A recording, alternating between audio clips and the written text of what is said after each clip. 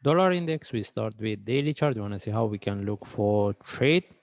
Based on daily chart right now, we're looking at this one. We want to see whether this one can turn to a correction relative to this and how deep this one can be. Okay. In this case, we move to lower time frame. We want to see how we can trade based on lower time frame forward chart.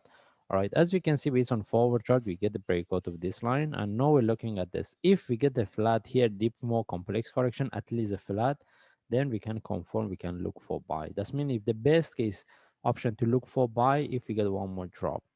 All right, then from there we can look for more. Is there any possibility that only we get the correction at the top? We need to see if we see the correction, we can confirm whether we need to look for buy or not. But right now we're looking at, we're expecting the price to drop at least as a flat before we look for buy. All right, in this case we move to 1 hour chart. As we mentioned, we're expecting to give one more drop, then from there we look for buy. And within this one, if, as we can see the price, if there is a continuation, if we get any flag, we can look for short term sell. And what we expecting, we looking for the short term with the, when the price drop, then any reversal from there we can look for buy. That means first we can look for sell, after that we see the flag, then any reversal from there we look for buy.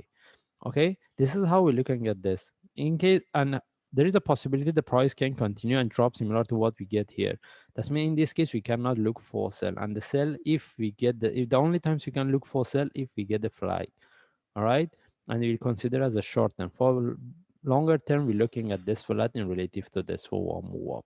Right, the only time, how about if, can we expect the price give us a correction here and from here start to move? It can, but the best thing is we want to get the flag. The only times if we see the correction here, then we need to look into it and we consider whether we should look for buy or not. But right now we're looking at this flat. Anyway, we just follow the chart. If I see any update, I will share.